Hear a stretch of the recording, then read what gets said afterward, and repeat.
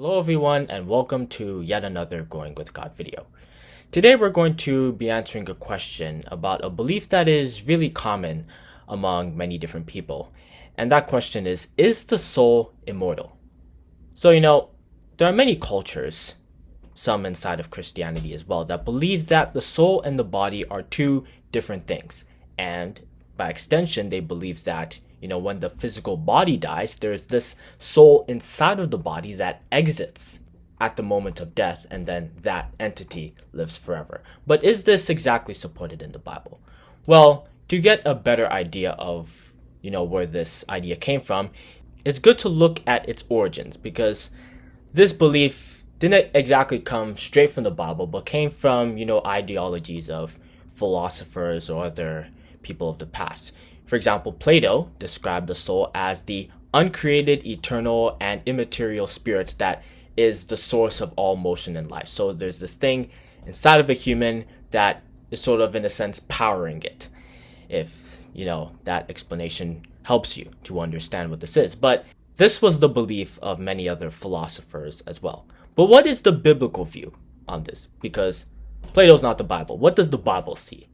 Well, Ezekiel chapter 18 verse 4 mentions that a soul dies when it sins. Let's take a look at what that verse says. We see here, "Behold, all souls are mine. As the soul of the Father, so also the soul of the Son is mine. The soul that sinneth, it shall die."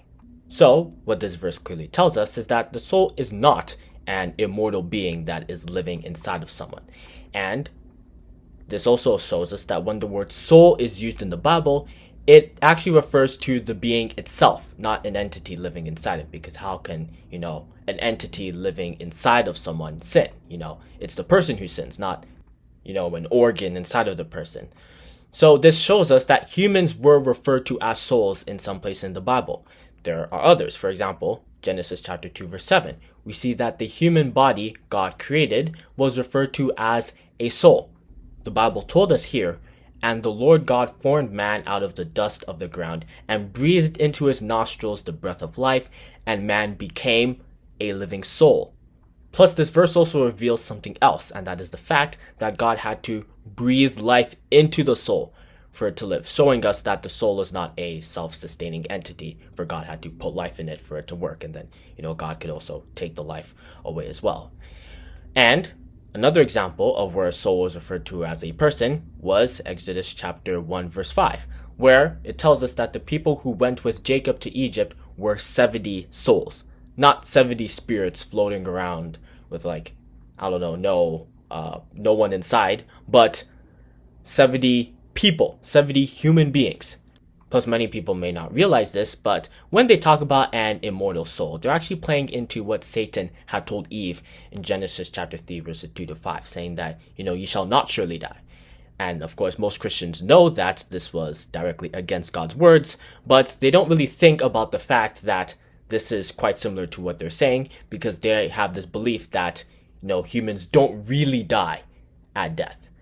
But the Bible does tell us that there can be a spirit inside of someone, like Job chapter 32 verse 8, but this spirit is the life itself and not a separate entity living inside of it. And Ecclesiastes chapter 12 verse 7 backs this up.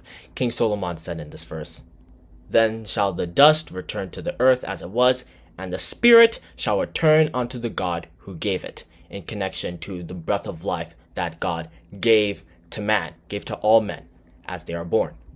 So, I think I've made it pretty clear what the Bible's position is that every man, whether he's righteous or wicked, he will eventually die. King Solomon, once again, talked about the, imminent death of humans in Ecclesiastes chapter 3, verse 19 and 20, which is very much God's opinion. "For that which befalleth the sons of men befalleth beast, even one thing befalleth them. As the one dieth, so dieth the other. Yea, they all have one breath. So that a man hath no preeminence over a beast, for all is vanity. All go on to one place, all are of the dust, and all turn to dust again." But I just want to close with the fact that, death isn't the end, as God has promised resurrection for all the righteous, in places like John chapter 5 verses 28 and 29, and Hebrews chapter 11 verse 5. But I'm making this video as a reminder that we shouldn't just believe everything that we hear people say about God. We should be careful. Paul told us this in Colossians chapter 2, verse 8, where he said, "Beware lest any man spoil you through philosophy and vain deceit, after the tradition of men, after the rudiments of the world, and not after Christ." But anyway, I think this will suffice for answering that question of whether the soul is immortal or not. The answer is no. If you have enjoyed this video, I would appreciate it if you like the video, subscribe to the channel, and also to hit the notification bell so you'll know when new Growing with God videos are uploaded to the channel. Have a great day, and we'll see you in the next video.